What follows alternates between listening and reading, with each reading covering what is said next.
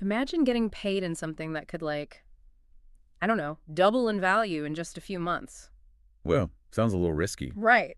But it's actually happening right now with Bitcoin. It is, yeah. And today we're going way beyond just buying Bitcoin and diving into some really surprising ways you can actually acquire it. I'm excited for this. Yeah, so we've got this transcript you sent over. It's pretty wild. And It's fascinating how Bitcoin is going from just this, like, speculative thing, Yeah. to an actual currency you can use. yeah, And the transcript really shows that all these different ways people are finding to use it for, like, everyday stuff and even for really creative projects. I know it's a lot, from getting paid directly in Bitcoin to some pretty unconventional methods, really. Absolutely. This is for everyone, though, right? Like business owners, content creators, or really anyone curious about, I don't know, this new financial world, right? Yeah, definitely. So where should we even begin? Well, I think Dubai is a really good place to start. The transcript highlights how their regulations are actually allowing businesses to accept Bitcoin payments, which is a huge step. It is. Like, it kind of sets a precedent, Totally. It's interesting because it creates this, like, ripple effect. Right. The transcript even talks about Andreas Antonopoulos, big Bitcoin guy. Oh, yeah, I know him.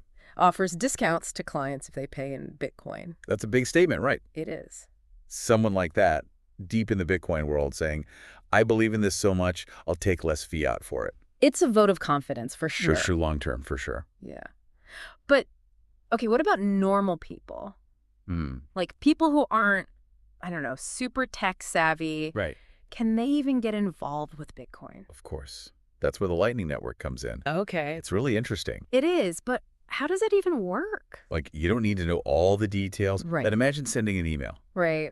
You don't need to know how the internet works to use it. Right. So the Lightning Network is kind of like that for Bitcoin. Okay. You can send and receive Bitcoin, like, instantly, almost like sending a text. Wow. Really low fees, too. So I could use Bitcoin to, I don't know, buy a cup of coffee. Totally. Or even tip your, favorite content creator a few Satoshis. Satoshis. The smallest unit of Bitcoin. Oh, okay. The transcript even mentions some resources like Blockstream.com, Lightspark, and Strike, if you want to learn more. I mean, it's really mind-blowing how easy this is becoming. Yeah. It's not just for, like, the tech geniuses anymore. Right? And the best part is you don't even have to buy Bitcoin directly to get it. Okay, so how else could I get it? You can get paid for your work in Bitcoin or even, swap other cryptocurrencies for it. Yeah. The transcript does talk about swapping cryptocurrencies. What does that even mean? It's actually pretty common in the crypto world. Like, if you have some Ethereum or Dogecoin, let's say, Okay. and you want to change it to Bitcoin, Yeah. you can do that. Platforms exist for it. Interesting. So it's like trading baseball cards, but for Bitcoin, basically. Exactly. The transcript also mentions a bill in Texas, the Texas Bitcoin Strategic Reserve Bill, right? Yeah, that was pretty interesting. It lets people donate to the state in all kinds of crypto, and then they convert it to Bitcoin for Okay. the state to keep. Interesting. So the government is starting to get it. They are, slowly but surely. It sounds like there are more ways to acquire Bitcoin than most people even realize. Oh, absolutely. It's not just about buying it on an exchange. Nope. You can earn it, swap for it, even get paid directly in it. Exactly. Which brings us to some of those unconventional methods from the transcript. Have you heard of this app, Fountain? Fountain. Yeah, I think so. It's something to do with podcasts, right? It is, but here's the thing. Okay. It rewards you with Satoshis just for listening. Wait, what? Yeah, you get those tiny fractions of Bitcoin just for tuning in. So you can basically get paid to learn about Bitcoin. Pretty much. Wow. And it's not just like pocket change, right? It's not. The transcript says that some Bitcoin, how they put it, Bitcoin maximalists, they make a living just from podcasting on Fountain. It's like a whole new way to earn. Totally. Who knows what other platforms will do something similar, right? Yeah. The transcript even talks about tipping in Bitcoin on Yeah. X, Forget. Twitter. Right. If Elon Musk ever adds the Lightning Network, imagine getting tipped in Bitcoin for a tweet. That would be wild. It would. Okay, so lots of new ways to get Bitcoin, but what about the old ways, like just buying it? Well, some of those platforms aren't around anymore. Localbitcoins.com, which was peer-to-peer, has shut down. And eBay tried doing it for a bit, but then sucked. Interesting. They just couldn't make it work, I guess. Yeah, it seems like I don't know. It's still early for some of those big companies. It is. But what about government auctions? The transcript mentioned those. Yeah. Sometimes government seize Bitcoin. Usually, like, from illegal stuff. Right, right. And then they auction it off. Ah, And sometimes you can get it for a lower price than it's actually worth. really? That's kind of crazy. It's like finding a hidden treasure, right? I remember reading about Tim Draper, I think. Oh, yeah, the venture capitalists. He bought like 30,000 Bitcoin at an auction for $19 million. Can you imagine what that's worth now? Oh, no. It's crazy to think about. And it wasn't a one-time thing, the German government. Just July 2024, they sold 50,000 Bitcoin for way less than it's worth today. Wow. Makes you wonder if they really understand it, Yeah, maybe they'll regret that later. Maybe. So let's move on. The transcript mentions gift cards, too. Oh, yeah, that's interesting. Like, how does that even work? It's simple. You buy gift cards from, like, regular stores Uh-huh. and then use them to buy Bitcoin. Okay. On platforms that accept them, of course. That makes sense, but what are the downsides? Well, there's always the risk of scams. And sometimes people use stolen gift cards to buy Bitcoin. And then what? Well, you could lose your Bitcoin or even get in trouble with the law. So be careful. Definitely. Always do your research. Okay, good advice. What about Bitcoin ETFs? Those are in the transcript, too. They're interesting. They offer a more, traditional way to invest in Bitcoin. Yeah. And the really cool thing is some of them might give you returns in Bitcoin itself. Wait, really? Yeah, it's called in-kind redemption. So you get actual Bitcoin instead of cash? Exactly. That's pretty cool. It is. It could bring Bitcoin investing to way more people, It's incredible how many ways there are to get Bitcoin. There's something for everyone, really. Absolutely. And speaking of options, have you heard of decentralized exchanges? I have, but I don't really understand them. Okay, so there are platforms like Uniswap and Radium Okay. where you can trade crypto directly with other people without like a central authority controlling everything. That sounds very, like, decentralized. Yeah. It is, but there's a trade-off. The transcript mentions that the user experience can be a bit rough, Oh, really? especially for beginners. So it's like more control over your funds, but less user-friendly. Right. They often lack, the easy interfaces and customer support you get on centralized exchanges. Okay, I see. But they do offer more privacy and security. Right, right. It's like choosing between a rugged off-road vehicle versus a comfy car. I like that analogy. So now imagine if banks partnered with these decentralized exchanges to offer banking services. That's something the transcript brings up. That's really interesting. Like, you'd have the security of the decentralized exchange, but also the convenience of a bank? Exactly. And it's already happening. In Dubai, banks are offering Bitcoin purchases through their apps. Wow, that's pretty forward-thinking. It is. It's very different from places like India, where it's much more restricted. Yeah, it's like two different futures happening at the same time. It is. And one key thing the transcript emphasizes is that you have to know the difference between custodial and non-custodial services when buying Bitcoin from a bank. Okay, break that down for me. What's the difference? So with custodials, the bank holds your Bitcoin for you. Like they hold your regular money in a bank account. Okay. You can buy and sell, but you don't have direct control over your private keys. Private keys. They're like passwords for your Bitcoin wallet. Oh, I see. Non-custodial means you have full control over your private keys. You're the one in charge of managing and securing your Bitcoin. Okay, so more freedom, but also more responsibility. Exactly. It goes along with that whole not your keys, not your coins thing. Right, right. So what about those big centralized exchanges like Coinbase, Binance? Ah, yes, the ones everyone hears about. They're Yeah. usually the first place people go to when they get into crypto. Right.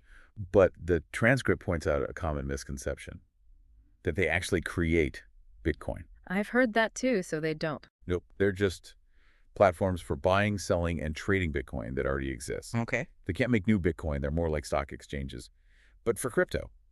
Makes sense, but the transcript says they should be a last resort. Why is that? It comes down to trust. Centralized exchanges, they, by definition, hold your funds, right? Right. So they're targets for hackers. They're subject to regulations. I see. There's a lot of risk. There is. So it's about minimizing that risk and taking control of your own assets as much as you can. So what are the alternatives?